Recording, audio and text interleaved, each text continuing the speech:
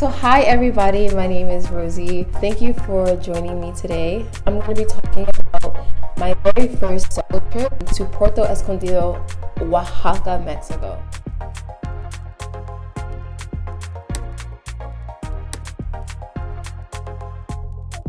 So I chose to go to Puerto Escondido, Mexico because I didn't want to go to a place that was too crowded, too touristy. And I think Puerto Escondido is like a up and coming like Tulum, Los Cabos. It's getting there.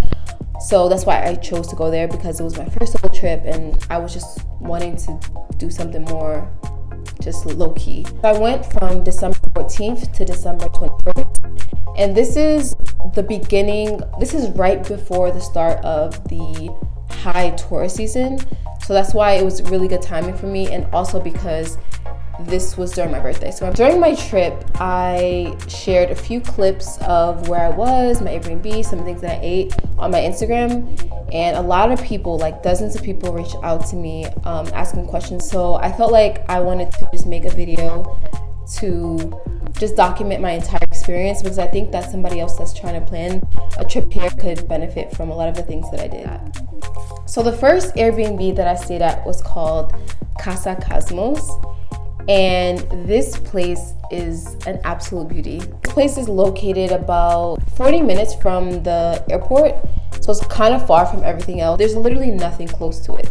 There's no restaurants, no like grocery stores, nothing. It's kind of just like in a remote area, and you have the entire place to yourself. So as you're going through, you see that it has kind of like a really nice architecture to it. It's made out of wood, and the doors can slide open and closed.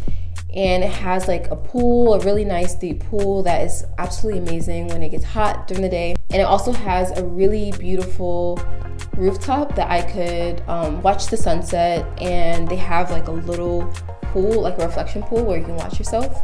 Just a warning for anybody that is planning to do a solo trip at this particular location: the doors don't lock. This caught me by surprise when I got there, because I was traveling in alone. The Airbnb does have like kind of like a housekeeper guy who lives not too far from the Airbnb, so if there's anything that you need, he's just literally a few minutes away, and he doesn't speak English, so you need to have a translate ready for that. If you love photography, if you love taking photos, if you love just the vibes and the aesthetic of types of places, Casa, 12 out of 10. You would love this place. It is literally impossible to take a bad photo in this place. Like, no matter what angle you capture a photo, it's gonna be bomb. The lighting, no matter what time of day, it's amazing. Before I got there, I actually picked up groceries, and then I did my cooking there. There's no other restaurants in that area besides one small restaurant that I ended up going to that was kind of close by, but just do yourself a favor and like buy all the food that you can cook in the house. So the second Airbnb that I stayed at was called Casa. Now this place, it was so just beautiful. So when I initially booked it, I booked it for the pool, because I'm like, I'm trying to be poolside for a good amount of my trip. But little did I know, when I got there, it looked so much more beautiful in person than it actually did on Airbnb. It's kind of like a boutique hotel where you check in and they assign you a room. You have your own private room and your own private bathroom, but you share the common areas such as the kitchen, the pool. So when I checked in, I didn't even realize the view that I was in for. So right outside of my room, they have like sliding doors, like for your privacy. But then once you open the sliding doors, you see really beautiful, like one of the most beautiful gardens I've ever seen. It has a man-made pond that even has fish. It has like these tall green grass coming out of it, and from the garden you can actually oversee like one of the beaches that's actually nearby. And it was also really nice because if you're going there by yourself, you will meet some of the other people. I met two people that I really bonded with. These two girls that were from Mexico City, and I met another family of 3 from Mexico City, and I actually ended up visiting them after I left Puerto Escondido. Like, I stopped in Mexico City. So it's nice to kind of have that mix of different Airbnbs, because If you want to make friends, naturally you will make friends in a place like Casa. I got free breakfast every morning. It was like a basic breakfast and fruit every morning, so that was nice because most Airbnbs don't offer that. And this place is by lots of restaurants. It's located next to like a long strip that has restaurants, shops, and all the other good stuff. The last Airbnb I stayed at was called Casa. Now I actually don't have footage from this Airbnb because the last 2 days that I was staying there, I was doing a lot and literally I only had a chance to just lay my head down and sleep. But I will drop a link for the Airbnb anyway so that you can see it. So now we get to some of the activities that I did. So I had a really good time when I was in Porto, and it was nice because I was there for 8 days and half of my trip was me just chilling, poolside, beach, like just really chill vibes. And then the second half was me just going out and doing lots of fun stuff. So I'm going to talk a little bit about some of these activities that I did. So the food tour that I did, I ended up finding this experience on Airbnb, and it's called Porto Food Tours. My host was called Alex and Nati, and there was just one other person that was on the tour with me. So it was very personal, and we ended up going to 9 different locations. We ended up having absolutely amazing foods. Like we tasted all different types of like fish tacos, chicken tacos, steak tacos. We had mezcal, which is like known for that area. We had like a dessert, and we even got to see the sunset. Alex's personality is really nice, so you'll just get to vibe with him and build like those relationships even after the tour. I also did surfing. So me doing surfing is actually a funny story because I don't know how to swim.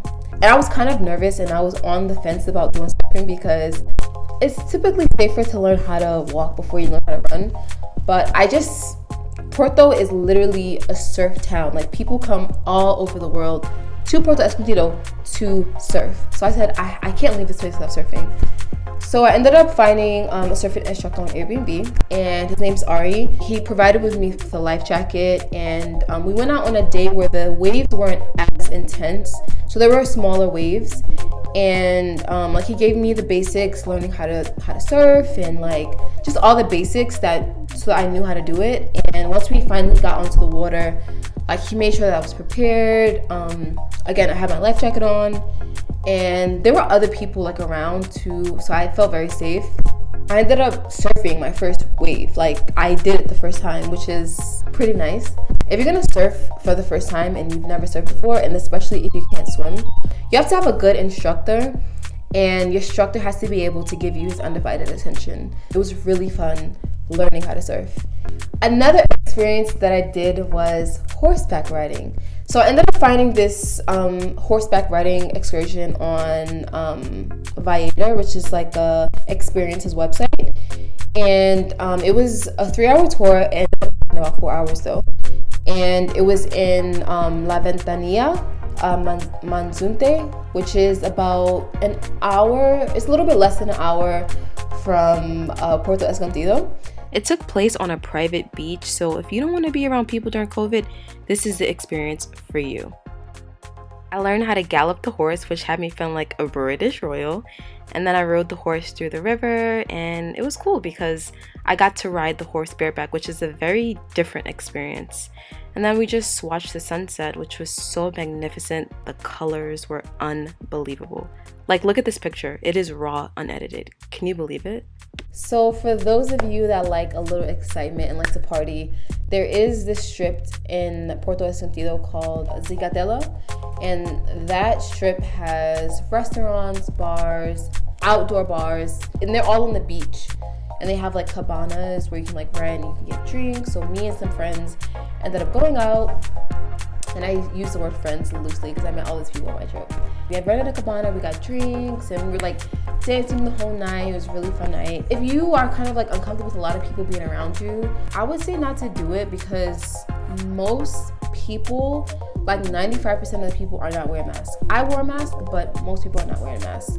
And they kind of look at you like, relax, like if you're wearing a mask. So now I would like to talk about photography. A lot of people might wonder, like, okay, so you took some bomb pictures. Like, who took those pictures? Or like, how did you take those pictures?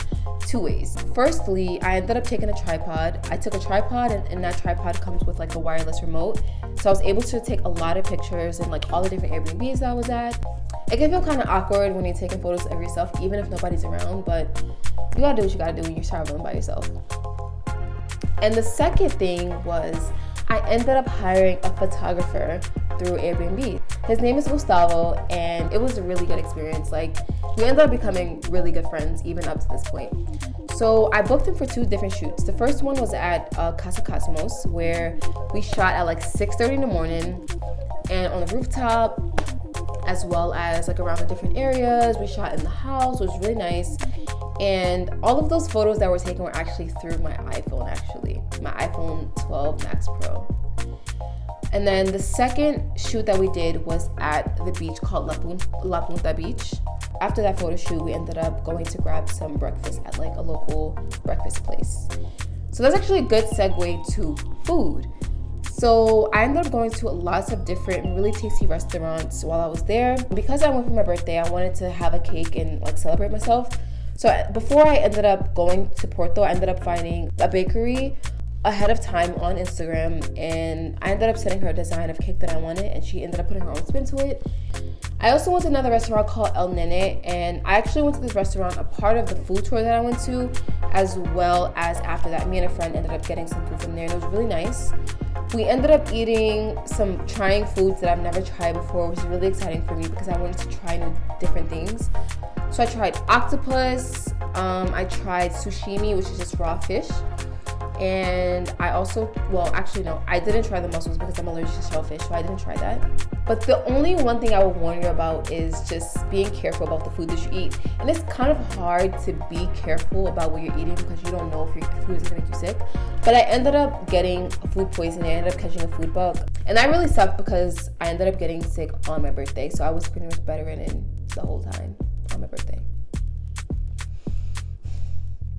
Okay, so that concludes all the footage and the highlights of my solo birthday trip. It was an amazing experience, and if any of you that's watching this video has an opportunity to travel to Puerto Escondido, Mexico, I highly recommend it. So I will be including the links of all of my Airbnbs and my experiences and just everything that I am able to link for you. I will link in the description.